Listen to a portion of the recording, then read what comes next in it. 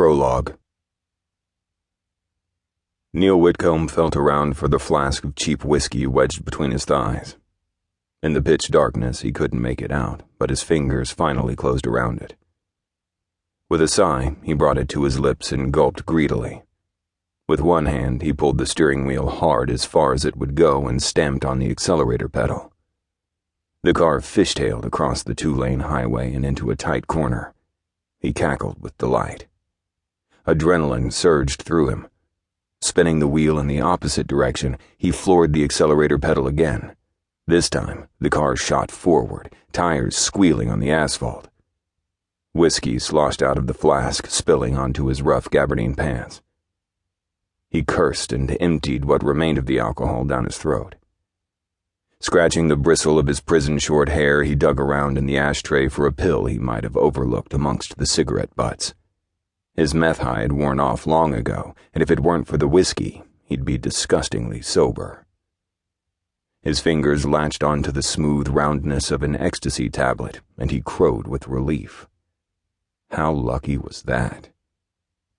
He swallowed the pill dry, anticipating the waves of euphoria that soon would come over him and make everything right with the world.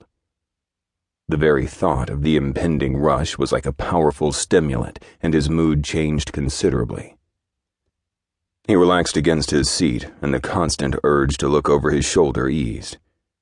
He continued to drive along the darkened highway with a renewed sense of purpose, putting considerable distance between him and the jail that had been his home for a decade. As the pill began to work its magic, lights buzzed behind his eyes and excitement filled his veins. Now he could focus on taking care of other matters, like the throbbing between his legs. He couldn't remember the last time he'd had a woman. He'd never succumbed to the pressure to fuck one of his fellow inmates. The very thought of it repulsed him. Desperate or not, he refused to stoop to the level of an animal. The ecstasy tingled in his gut and warmed him throughout. Confidence filled him, flooding every pore. He'd never felt more alive. He turned the car into another tight corner and kept the accelerator pedal flat. The cheap sedan his cousin loaned him might have looked like a piece of crap, but it could get up and go when he wanted it to. The highway worked its way through an almost deserted agricultural area. The sporadic lights from farmhouses were few and far between. He couldn't remember the last vehicle he'd seen, but it was way past late. Most people were probably in bed. Neil scoffed. Sleep was for losers. With an E on board, he could drive all night. Ecstasy was good like that. He might even make it over the Queensland border by dawn. New South Wales and Sydney's Long Bay Jail in particular would be far behind him, along with the hellish nightmares of the past 10 years. He took another corner at high speed, enjoying the rush low in his gut. A light glimmered up ahead. In the distance, he glimpsed the hulking silhouette of a farmhouse, visible through a stand of gum trees that grew a little way off the road.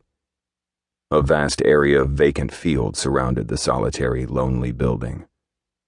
A thought took hold in his mind. With a lascivious grin, he moved his hand with purpose toward his crotch. Within moments, his cock swelled beneath his fingers and the pressure in his balls became painful.